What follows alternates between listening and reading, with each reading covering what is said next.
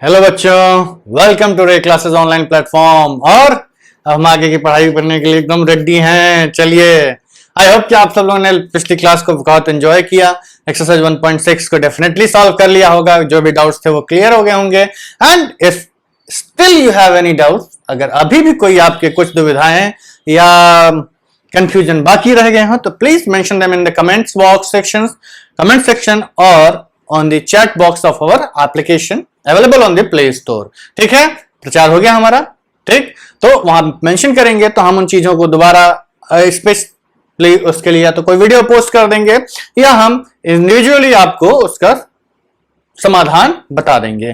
ठीक है, तो चलिए, हमने आपसे पिछली क्लास में कहा था कि मिसलेनियस के जो एग्जांपल्स हैं उनको हम करेंगे, फिर अपनी तरफ से भी कुछ एग्जांपल्स डिस्कस करेंगे। Then will be going for the miscellaneous exercise. आपका चैप्टर 1 खत्म हो चुका है, अब हम केवल प्रैक्टिस कर रहे हैं। Practice makes a man perfect and there is no substitute for hard work, इसलिए ध्यान रखिएगा जितना आप प्रैक्टिस करेंगे उतना आपके लिए अच्छा रहेगा। ठीक, so keep practicing, keep studying. चलिए, बोर्ड पे हमने 2 क्वेश्चंस लिखे हैं। पहला क्वेश्चन है कि so that the set of letters needed to spell cataract and not TRCT, it is tract are same. Very good, very simple question. Solution क्या है इसका? सॉल्यूशन यह है कि set of letters containing set of letters rather needed to spell cataract spell करने के लिए कौन सा सेट चाहिए होगा? हम कहें पूरा लिख दो, CATARACT। ठीक, since repetition is not allowed or is meaningless, कुछ भी लिख दीजिए, meaningless in sets, therefore this set is equal to what? C आ चुका है, CA ले लिया हमने, तो अब जितने C हैं वो काट दो, जितने हैं वो काट दो। अब क्या बचा? T ले लेते हैं, T को लिया हमने, T को लिया, तो अब ये T कट गया। एक ही बार लेना है, रिपीटेशन इज मीनिंगलेस, रिपीट करने का कोई मतलब नहीं है। एक लेटर को आप 10 बार लिख दो, क्या फर्क पड़ता है? That letter has its presence in this set. As long as the letters presence in this set is ascertained, it doesn't matter how many times it appears. तो हम रिपीटेशन अलाउ नहीं करते हैं। ठीक, तो कैट, CAT ले लिया हमने, कैट, कैट। अब क्या बचा? R भी ले लो। तो हम ये कहेंगे कि this is the set which we need to spell the word cataract. C उठाया, A उठाया, T उठाया, A उठाया, R उठाया, A उठाया, C उठाया, T उठाया। CATARACT सारे वर्ड्स मिल रहे हैं इसमें। ठीक, now set of letters required to spell what? Tract is equal to what? TRACT. But same statement, since repetition is meaningless in sets, therefore the same set is equal to T. Okay, T ले लिया, तो अब T को काट दो, इसको ले लिया तो काट दो आप। R एक ही है, A एक ही है, C एक ही है, तो बस सेट खत्म। So since all the elements, ध्यान दीजिए, T इसमें है, T इसमें है, TT common, RR common, AA common, CC common. तो सिंस ऑल दी एलिमेंट्स, दो सेट्स को इक्वल करने के लिए हमें क्या प्रूफ करना होता है कि all the elements of both sets, और rather since both the elements, all elements of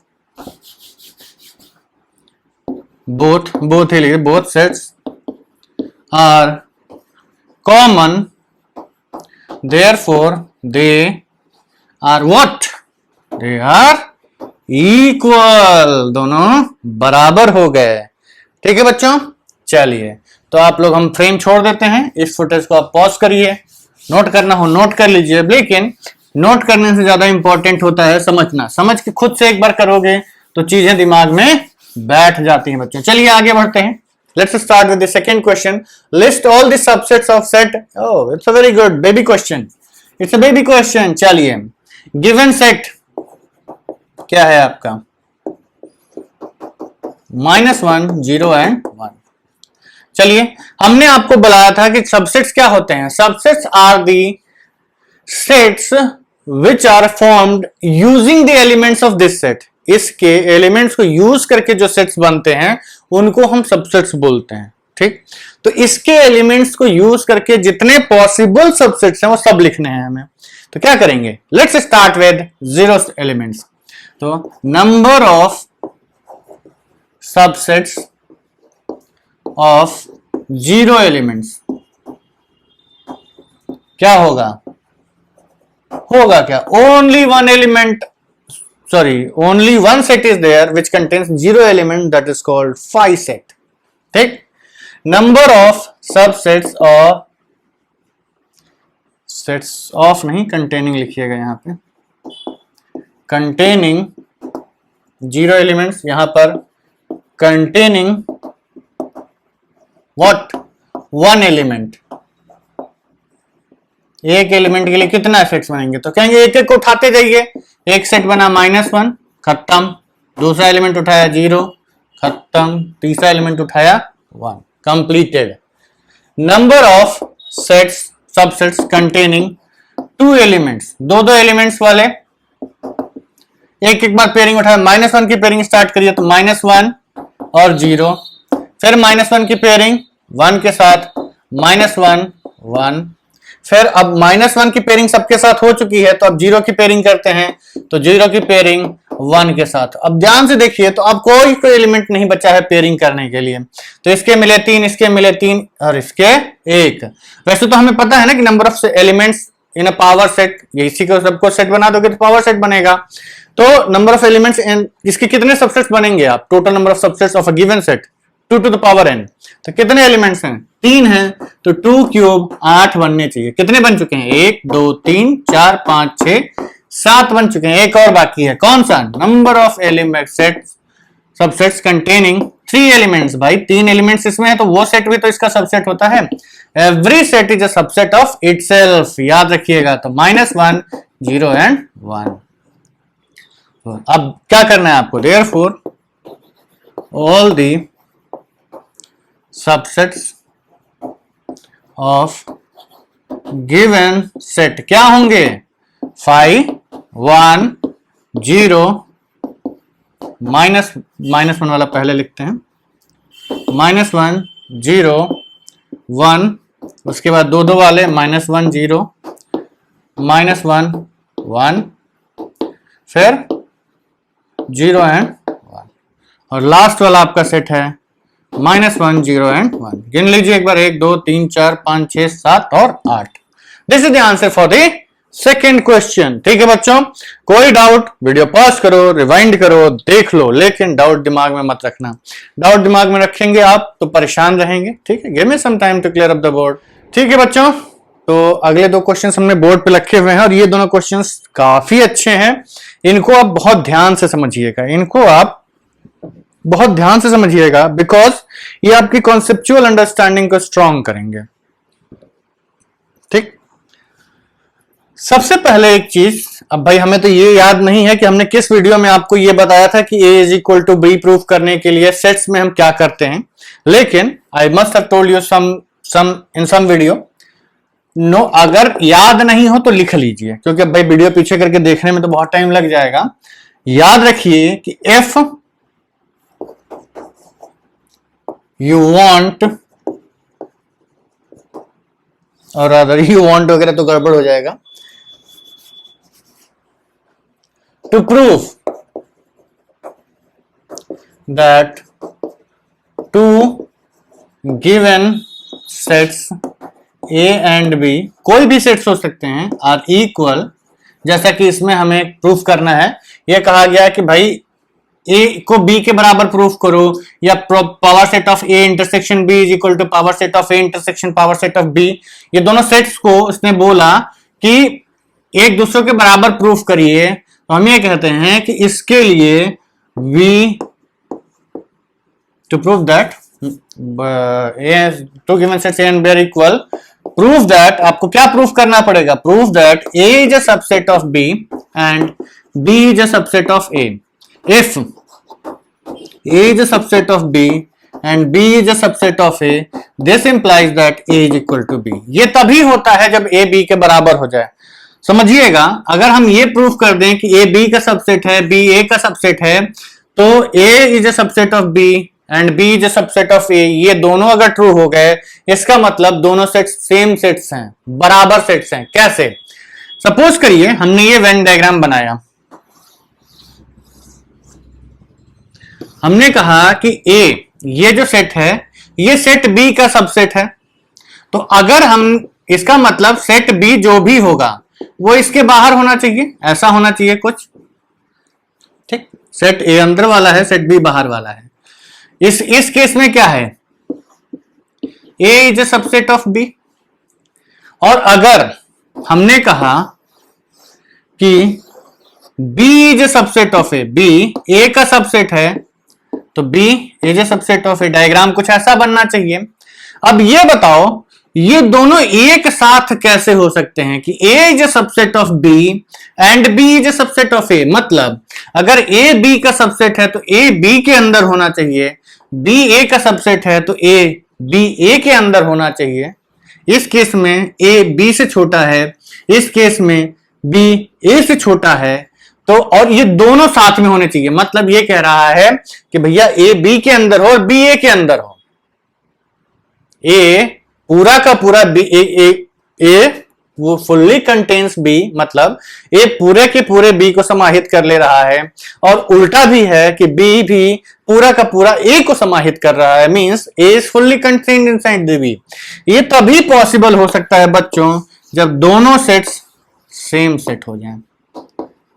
अब हम ये कह सकते हैं कि भाई ए बी के अंदर है, बिल्कुल है, बी ए के अंदर है, बिल्कुल है, तो इसका मतलब ये तभी पॉसिबल है, ए बी का भी सबसेट हो गया और बी ए का भी सबसेट हो गया, तो ये तभी पॉसिबल है जब ये दोनों के दोनों सेम हो जाएं। इसके अलावा इसकी पॉसिबिलिटी नेक्स्ट टू नेग्लिजिबल है, नेक्स्ट टू भी नहीं, नेग्लिजिबल है। ऐसा हो ही नहीं सकता कि दोनों सेट्स एक दूसरे के सबसेट हो और वो दोनों इक्वल ना हो, ठीक है। तो इन दोनों में हमको प्रूफ क्या करना है कि पहला सेट दूसरे का सबसेट है और दूसरा सेट पहले का सबसेट है, ठीक। तो इसको नोट कर लीजिएगा, this is a very important point.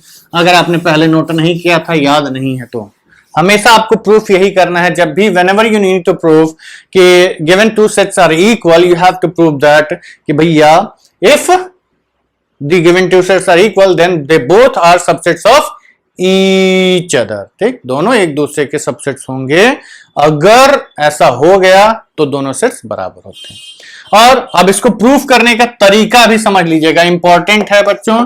ये तरीका स्टैंडर्ड है जब भी आपको दो सेट्स के बारे में रिलेशन प्रूफ करना होता है। देखो जेई में तो प्रूफ आता नहीं है, ठीक, किसी भी कॉम्पिटेटिव एग्जाम में प्रूफ नहीं पूछते हैं, because they have stopped asking subjective papers. अब क्या है, पब्लिक आलसी हो गई है, they don't want to go and check the subjective papers, तो इसलिए अभी ऑल ओवर इंडिया लेवल पे एग्जाम होगा और उसकी कॉपियां चेक करना, रिजल्ट्स में डिले आता है, सिले मिस्टेक्स हो जाती हैं, एग्जामिनर टायर्ड होते हैं, किसी ने गलत कॉपी चेक कर दी, 50 झाम होते हैं। बोर्ड के एग्जाम्स में देखो ना, रीचेकिंग रीचेकिंग, नंबर बढ़ते हैं घटते हैं। तो अब IITs किसी भी कॉम्पिटिटिव कॉलेज में यदि आप एडमिशन लेने जा रहे हैं और वहां यदि बाद में रिजल्ट चेंज होता है, लाइक किसी बच्चे का कॉपी गलत चेक हो गई या 4-5 दिन चिपके रह गए और सडनली पता चला कि भाई रिजल्ट आ गया और उस बच्चे की रैंक खराब आई and he is quite intelligent, he was sure कि उसकी रैंक अच्छी आनी चाहिए थी, ही सूड फॉर रीचेकिंग हुई और उसके नंबर बढ़ गए। पता चला इस प्रोसेस में 2 महीना 3 महीना लग जाता है, तब तक IIT में एडमिशन हो जाते हैं। फिर अब क्या होगा, या भाई उसके लिए एक सीट खाली की जाएगी तो पूरा रिशफलिंग हो जाएगा, या एक सीट क्रिएट की जाए, भाई सीट तो फिक्स होती हैं। तो इन सब चीजों को अवॉइड करने के लिए IITs और most of the competitive exams have shifted to objective exams में बहुत सारे नुकसान हैं, बच्चों के भी और कॉलेजेस के भी। कारण ये होता है कि देखिए ऑब्जेक्टिव एग्जाम्स में यू डोंट गेट टू जज the students true potential at all. आप ऑब्जेक्टिव एग्जाम्स में बच्चों का ट्रू पोटेंशियल नहीं जज कर पाते हैं। क्यों? क्योंकि इसमें बहुत सारे स्मार्ट बच्चे भी होते हैं जो आंसर प्रेडिक्ट करने में तेज होते हैं, बहुत सारे रट्टू बच्चे होते हैं जो आंसर रटने में बड़े तेज होते हैं। थोड़ा भी क्वेश्चन क्लिक किया, देखा, तुरंत तुक्का मार ले गए। वो बच्चे जो इंटेलिजेंट होते हैं और सीरियसली करते हैं सब क्वेश्चंस, थोड़ा उसमें थोड़ा पीछे हो जाते हैं। क्यों? क्योंकि भाई वो सिंसियरली कर रहे हैं हर क्वेश्चन, तो इसमें भाई सब कुछ मैटर करता है। You should B smart, you should B fast, you should be accurate, you should be intelligent. तो ऑब्जेक्टिव में ये सब चाहिए। कई बार बच्चों की किस्मत चमक जाती है, तुक्का मारा, 25 में से 20 सही हो गए। तो हो सकता है भाई, इट्स नॉट अ पॉसिबिलिटी कि 20 में से मतलब 25 में से आपके 20 सही हो जाएं, ऐसा कुछ है नहीं।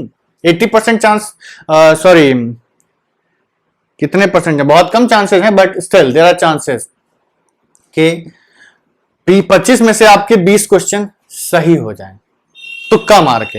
1/4 प्रोबेबिलिटी होती है कि भाई जैसे 20 ले लेते हैं तो 20 में से चांसेस हैं कि अगर आप ब्लाइंडली 20 क्वेश्चंस में तुक्का मार दें तो 5 क्वेश्चंस आपके ऑन एन एवरेज सही हो जाने चाहिए।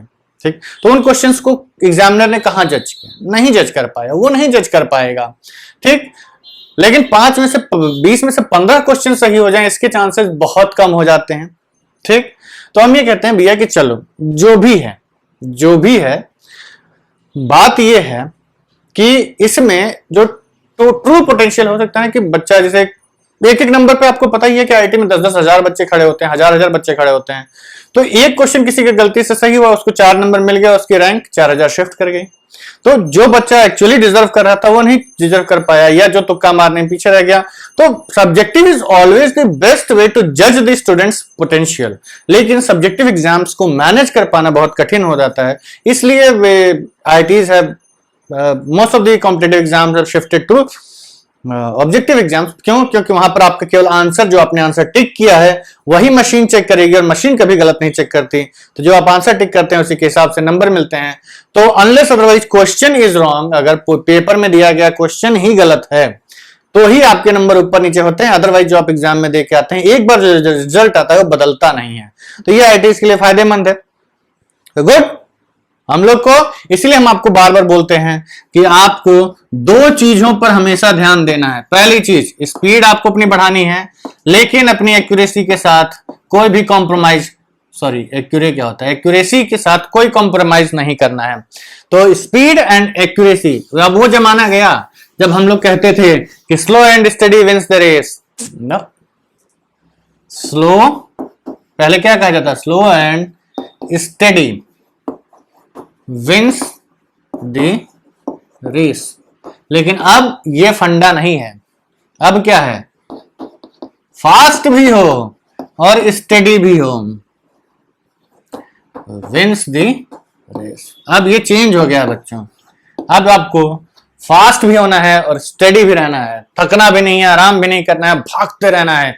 जीवन एक जंग है, संघर्ष है, लड़ते रहो। ठीक, तो इसको अगर हम अपनी लैंग्वेज में लिखें तो ये कहेंगे कि fast and accurate scores maximum. जो बंदा जल्दी करता है और सही करता है वही मैक्सिमम स्कोर करता है। आपको भी अपना टारगेट यही बना के चलना चाहिए। चलिए, पता नहीं हम कहाँ चले गए। अब भैया आईआईटी कैसे एग्जाम कंडक्ट कर रहा है, ये ना तो आपके हाथ में है ना मेरे हाथ में है। हमारे हाथ में क्या है? पढ़ना। आपके हाथ में क्या है? पढ़ना। हमारे हाथ में क्या है? पढ़ाना। तो let's do what we are best at. हम वही करते हैं जिसमें हम लोग बेस्ट हैं। हम पढ़ाते हैं, आप लोग पढ़िए। जो भी एग्जाम होगा, किस्मत में होगा, वो मिलेगा ही। ठीक, चलिए। For any 2 sets show that A union B, आपको प्रूफ करना है। टू प्रूव दैट F या A is equal to B, given क्या है आपको? A union B is equal to A intersection B। ठीक, चलिए प्रूफ। हम क्या करेंगे?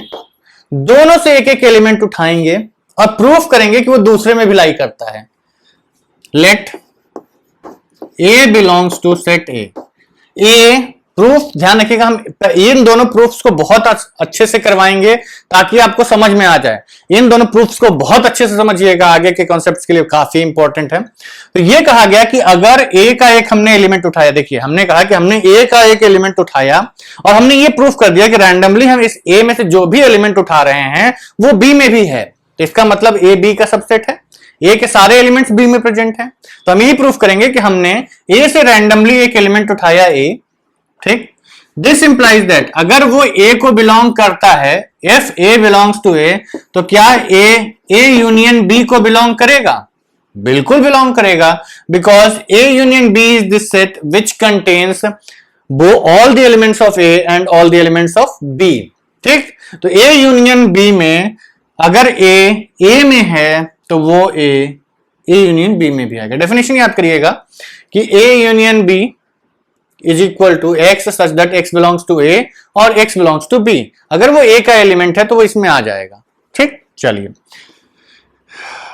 दिस इंप्लाइज दैट, इसका मतलब ए अगर ए को बिलोंग करता है तो ए यूनियन बी को बिलोंग करेगा, इसका मतलब ए इंटरसेक्शन बी को भी बिलोंग करेगा। अब ये स्टेटमेंट हमने कहा, क्यों कहा? ये गिवन है आपको, since A union B is equal to A intersection B, ये आपको गिवन है ना, A union B is equal to A intersection B. तो अगर इसको बिलोंग कर रहा है तो इसको बिलोंग, दोनों सेम ही है, ठीक। तो इसका मतलब X belongs, A belongs to A and A belongs to B, ठीक। डेफिनेशन क्या कहती है कि A belongs to A belongs to और ए बिलोंग्स टू बी। इसका मतलब क्या है? X belongs to A and A belongs to B. इसमें इसका मतलब ये होता है कि ए दोनों में बिलोंग कर रहा है। भाई इंटरसेक्शन में केवल वही एलिमेंट्स आते हैं जो दोनों में हो, तो इसका मतलब ए अगर ए इंटरसेक्शन बी में बिलोंग करता है तो ए में भी होना चाहिए, ए बी में भी होना चाहिए। वही हमने अलग अलग लिख दिया, डेफिनेशन ही है इंटरसेक्शन बी की। तो A belongs to A and A belongs to B. This implies that, ये तो हमने ऑलरेडी ज्यूम किया था, क्या मिल गया? ए ऑल्सो बिलोंग्स टू बी। इसका मतलब if a belongs to a, this implies that if a belongs to a, this implies that a belongs to b। इसका मतलब है a is a subset of b। अगर a का हर एक element b का भी एलिमेंट है तो क्या हो गया?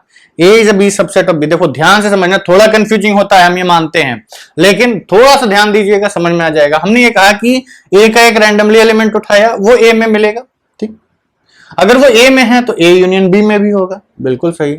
अगर A यूनियन B में है तो A इंटरसेक्शन B में भी होगा, क्यों? क्योंकि ये दोनों बराबर हैं। तो A इंटरसेक्शन B में भी आ गया। अब A इंटरसेक्शन B में अगर एलिमेंट है तो इसका मतलब वो A में भी था, है, और B में भी है, दोनों में अलग अलग है। इसका मतलब A belongs to A and A belongs to B। ये तो हमने assume ही किया था, लेकिन नया क्या मिला? A belongs to B also। इसका मतलब A also belongs to B। तो for every element of A belonging to A, it also belongs to B। मतलब A का हर एक एलिमेंट B में belong करता है, A का हर एक एलिमेंट B में belong करता है। इसका मतलब A B का सबसेट है। देखिए यही सबसेट की डेफिनेशन होती है ना कि if every element of A belongs to B, it means A is a subset of B। तो हमने ये प्रूफ कर दिया कि A is a subset of B। चलिए आगे बढ़ते हैं। Let B belongs to set B। हमने B से एक एलिमेंट उठाया, जो प्रूफ करना है, जैसे हमें A B का सबसेट प्रूफ करना है तो हम पहला एलिमेंट इससे उठाएंगे, पहुंच जाएंगे B तक। अब हमें B को A का सबसेट प्रूफ करना है, हमने ये प्रूफ कर दिया ना, ये जो सबसेट ऑफ B। हमें A is equal to B proof करना है, और हमें ये प्रूफ करना है कि A is a subset of B and B is a subset of A। तो A सबसेट है B का, प्रूफ करने के लिए हमने A का एलिमेंट उठाया, प्रूफ कर दिया कि वो B में भी लाई करता है। अब हम B का एक एलिमेंट उठाएंगे और प्रूफ कर देंगे कि A में भी लाई करता है। तो दिस इंप्लाइज दैट अगर B में बिलोंग कर रहा है तो इसका मतलब B A यूनियन B में भी बिलोंग करेगा। सिमिलरली यही प्रूफ है, केवल A की जगह आपको अब B लिख देना है। तो इसका मतलब B belongs to A intersection B also. Why? Because A union B is equal to A intersection B। तो यहां से आपको मिला B belongs to A and B belongs to B. This implies that B also belongs to B. Sorry, A. अब this implies that every element of B belongs to A also. A B का हर एक element A में भी belong करता है. This implies that B is a subset of A. Therefore, A is a subset of B and B is a subset of A. This implies that A is equal to B. A is equal to B. बहुत ही important proof है बच्चों, risk मत लीजिएगा, आपको एकदम अच्छे से इसको समझ लेना है. कोई भी डाउट हो तो तब तक वीडियो रिवाइंड करके देखते रहो जब तक चीजें दिमाग में एकदम घुस ना जाएं.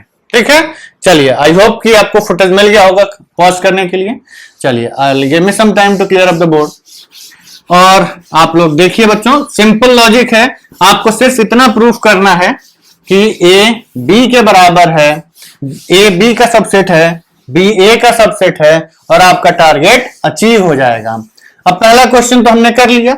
दूसरा क्वेश्चन ये कह रहा है कि शो दैट अगर ये होल्ड करता है, so that for two sets, any two sets, अच्छा किसी भी दो सेट्स के लिए ये हमेशा होल्ड करेगा. मतलब हम ये कहेंगे कि हमको ये प्रूफ करना है कि ये दोनों सेट्स बराबर हैं. ठीक, to prove that power set of A intersection B is equal to power set of A intersection power set of B. और क्या प्रूफ करना है? power set of A intersection B is a subset of power set of A intersection power set of B and power set of A intersection power set of B is a subset of power set of A intersection B.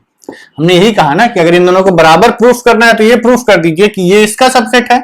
Power set of A intersection B is a subset of इन दोनों का individual intersection and power set of A intersection B is a subset of this. अगर हमने इन दोनों को एक दूसरे का सबसेट प्रूफ कर दिया तो वी आर वेल गुड. हम कह सकते हैं कि ये दोनों एक दूसरे के बराबर हैं.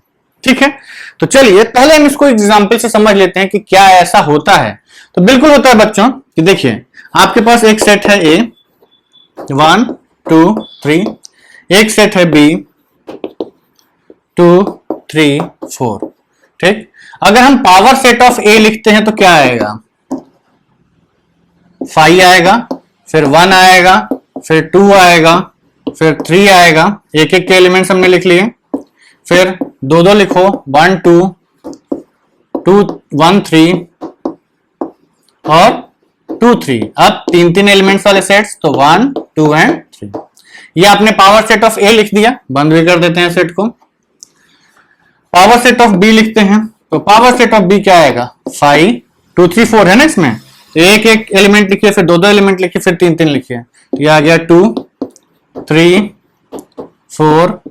अब दो दो 2 3 2 4 और 2 3 हो गया, 2 4 हो गया, अब 3 4 3 4. ठीक, और तीनों एलिमेंट्स 2 3 एंड 4. अब इन तीनों का इंटरसेक्शन लिखते हैं. सॉरी, ए इंटरसेक्शन बी लिखिए. यही कह रहा है ना कि power set of A power set of B, इन दोनों का इंटरसेक्शन लेंगे तो जो आंसर आएगा वो ए इंटरसेक्शन बी के पावर सेट का भी आएगा. तो ए इंटरसेक्शन बी लिखिए. तो इंटरसेक्शन बी क्या आया? 2 3. तो इसका पावर सेट लिखिए. एक तो 5 आया, दूसरा 2 आया, 3 आया और 2 3 आया. ठीक, ये power set of A intersection B है. दिस इज व्हाट, ये आपका ये नहीं, power set of A intersection B. समझिएगा बच्चों, समझना ज्यादा इंपॉर्टेंट है. सॉल्यूशन तो एनसीईआरटी में भी दिया हुआ है. ठीक, तो ये हमने लिख दिया power set of A, power set of B और power set of A intersection B. अब हमें क्या निकालना है? यहां से आप निकालिए power set of A intersection power set of B. इन दोनों का इंटरसेक्शन निकालिए. तो इन दोनों का इंटरसेक्शन निकालना है तो एलिमेंट्स कॉमन ढूंढते हैं. पहला कॉमन एलिमेंट 5. ठीक, अब दूसरा एलिमेंट 1 इसमें है लेकिन इसमें कहीं नहीं दिख रहा है सिंगल एलिमेंट, तो 1 नहीं मिला. 2 मिला, यस 2 मिला, 3 मिला. तो 2 और 3 दोनों में मिल गया, और 3। अब सिंगल एलिमेंट्स में और कोई कॉमन नहीं है, 2 3, इसमें 1 2 3 है, इसमें 2 3 4 है। 3 एलिमेंट्स वाले कोई कॉमन नहीं है, 1 2 3 है और 2 3 4 है, इसका मतलब 3 वाले भी कोई कॉमन नहीं मिलेंगे। अब 2 एलिमेंट्स वाले और चेक कर लेते हैं जो कॉमन हो सकते हैं। तो 1 2 इसमें नहीं है, 1 3 इसमें नहीं है, 2 3 यस 2 3 है इसमें, तो ये आपका इसमें आ गया, 2 3 दोनों में है। अब चेक करते हैं कि क्या कुछ एलिमेंट छूटा तो नहीं, हमने इसके सारे एलिमेंट चेक कर लिए। 5 है, 1 नहीं है, 2 है, 3 है, ठीक, और 1 2 नहीं है, 2 1 3 नहीं है, 2 3 है, 1 2 3 नहीं है, ये देखो 2 4 इसमें नहीं है, 3 4 भी इसमें नहीं है। तो ये हो गया आपका power set of A intersection B, और ये हो गया power set of A intersection power set of B, और ये हो गया power set of A intersection B. Check कर लीजिए, 5 2 3 2 3, मतलब जो रिजल्ट दिया हुआ ये है तो 110% करेक्ट, मतलब जो रिजल्ट दिया हुआ है ये है तो 110% करेक्ट, लेकिन आपको प्रूव करना है, ठीक। चलिए, एक बार जब फीलिंग आ जाती है ना कि हाँ चीज सही है, तो प्रूफ करने में बंदा कॉन्फिडेंट फील करता है। चलिए let's start procedure. Simple, given आपको है, गिवन कुछ नहीं है इसमें, प्रूफ क्या करेंगे, पहले इसको इसका सबसेट प्रूफ करते हैं। तो हम कहेंगे कि let x belongs to power set of a intersection b, power set of a intersection b, अगर x power set of a intersection b को बिलोंग करेगा, x power set of a intersection b को belong करेगा, तो क्या हम लिख सकते हैं कि x is a subset of a intersection b। ध्यान से दीजिएगा, ये स्टेटमेंट बहुत जरूरी है। x is an element of power set of b। अब देखिए, हमने तो सेट मिटा दिया है। पावर सेट में क्या था हमारा, 5 था, 2 था, 3 था और 2 3 था। वीडियो पीछे करके देख लीजिएगा। ये इंटरसेक्शन बी में था। हमने ये कहा कि अगर power set of A intersection B, ये जो है इसमें अगर एलिमेंट आया है, इसका मतलब ये जो सेट्स लिखे हुए हैं ये किसके सबसेट्स हैं, ये ए इंटरसेक्शन बी के सारे सबसेट्स लिखते हैं ना, हम ए इंटरसेक्शन बी के सारे सबसेट्स लिखते हैं और उसको एक सेट में बंद कर देते हैं। हम ए इंटरसेक्शन बी के सारे सबसेट्स लिखते हैं और उनको एक सेट में बंद कर देते हैं, वही हमारा पावर सेट होता है। तो हमने ये कहा भाई कि अगर एक्स ए इंटरसेक्शन बी के पावर सेट में बिलोंग करता है, एलिमेंट है, तो इसका मतलब ये एक सेट होगा। पावर सेट के अंदर सेट्स ही होते हैं सारे, तो इसका मतलब एक सेट है, और वो सेट किसका सबसेट होना चाहिए, जिसका हमने पावर सेट लिखा है, जिसका हमने पावर सेट लिखा है। देखो, इस स्टेटमेंट को तब तक रिवाइंड करके सुनते रहना जब तक क्लियर ना हो जाए, बहुत इंपॉर्टेंट है। x belongs to power set of a intersection b means x is a subset of a intersection b, ठीक। x is a subset of a intersection b, इसका मतलब x is a subset of a, ठीक, and x is a subset of b। Element नहीं, subset है। x is a subset of a and x is a subset of b। अगर x a intersection b का subset है तो वो a का भी सबसेट रहा होगा, b का भी सबसेट रहा होगा, ठीक, क्लियर, तभी इसमें आएगा ही। तो हम ये कहेंगे कि अगर x a का पावर x a का सबसेट है, x a का सबसेट है, तो इसका मतलब x is an element of power set of a। x अगर a का सबसेट है तो वो उसके पावर सेट का एलिमेंट बन जाएगा। चलो हम लिख देते हैं बच्चों, 1 2 3, ये हमने लिखा है, ये सेट है आपका a। हमने पावर सेट ऑफ a लिखा, तो हम ये कहेंगे कि ये आएगा 5, फिर 1, फिर 2, फिर 3, फिर 1 2 2 3 1 3 और 1 2 एंड 3, ये आपका पावर सेट आया। तो हमने इसमें क्या लिखा है, इसमें इसके सारे सबसेट्स ही तो लिखे हैं। तो हमने ये कहा आपसे कि अगर x is a subset of a, x अगर इसका सबसेट है तो वो पावर सेट का क्या बन जाता है, एलिमेंट बन जाता है। इस देखिए, power set is set of all the subsets of given set. तो इसका मतलब पावर सेट के एलिमेंट्स क्या होते हैं, इस सेट के सबसेट्स होते हैं। तो हमने ये कहा कि भाई इसके सारे सबसेट्स लिखे हैं, तो अगर इसका एक सबसेट है तो ये इसके पावर सेट का क्या बन जाएगा, एलिमेंट। वही लिखा कि x is a subset of a implies x belongs to power set of a and x belongs to power set of b. Similarly x अगर b का सबसेट है तो उसके पावर सेट का एलिमेंट बन जाएगा।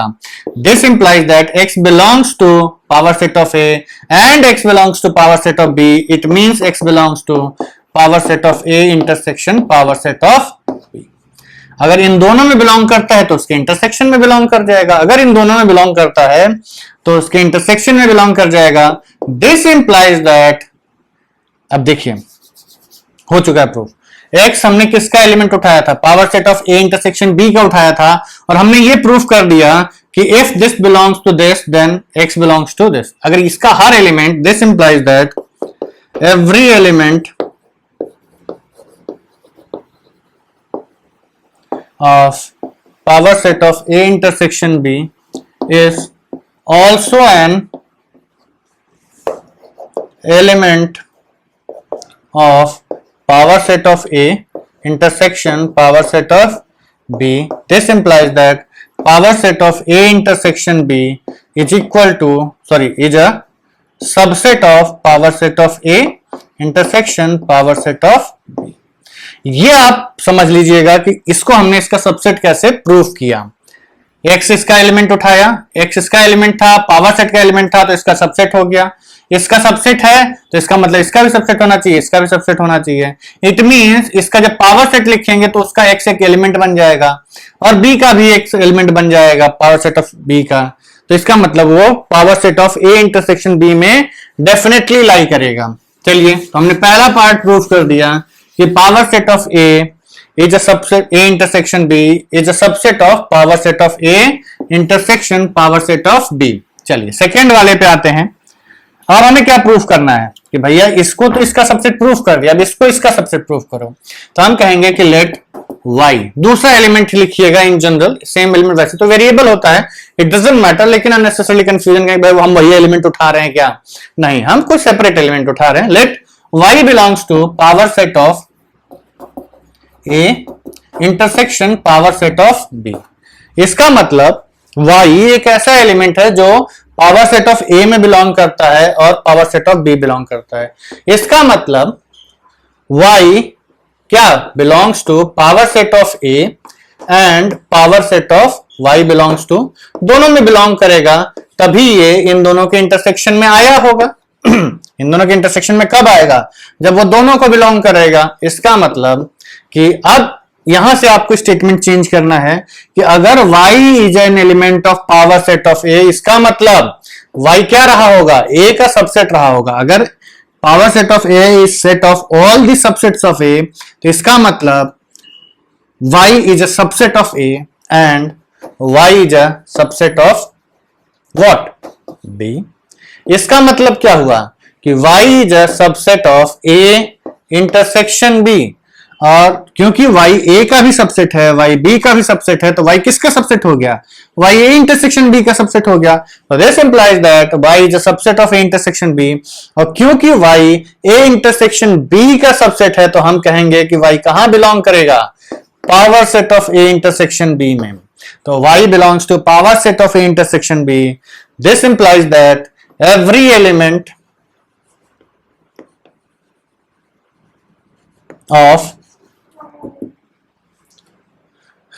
power set of A intersection power set of B also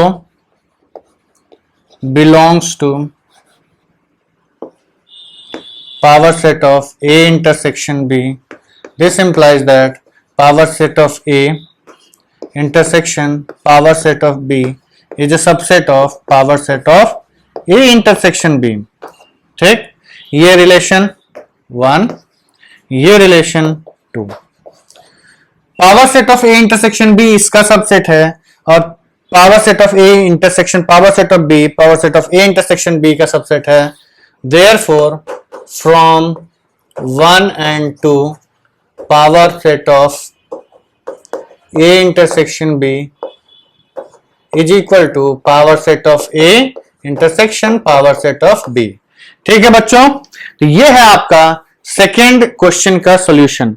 इसको बहुत अच्छे से समझिएगा बच्चों, ये क्वेश्चन बहुत ही ज्यादा कॉन्सेप्चुअल क्वेश्चन है, एकदम मतलब इन डेप्थ अंडरस्टैंडिंग आपकी बढ़ा देगा कि सेट्स को कैसे सेट्स को कैसे इक्वल प्रूफ करते हैं, कैसे सबसेट्स एलिमेंट्स बन जाते हैं, कब एलिमेंट्स सबसेट्स बन जाते हैं। तो this question is a very very good question and you should be very thorough with this question. इस क्वेश्चन से आप एकदम थोरो रहिएगा, एकदम कॉन्फिडेंट रहिएगा और इसी टाइप से आप सारे प्रूफ्स करते हैं। ठीक है, इस वीडियो के लिए इतना काफी है। अगले वीडियो में हम लोग फिर कुछ एग्जांपल्स करेंगे और उसके बाद मिसलेनियस की एक्सरसाइज डिस्कस करेंगे। ठीक है, टिल देन बाय बाय। और हाँ, प्लीज अगर आपको हमारा पढ़ाया पसंद आता है तो please give us a thumbs up so that we get motivated and we will definitely try to improve and give you best quality videos and best videos with best content also. ठीक है, चलिए till then bye bye.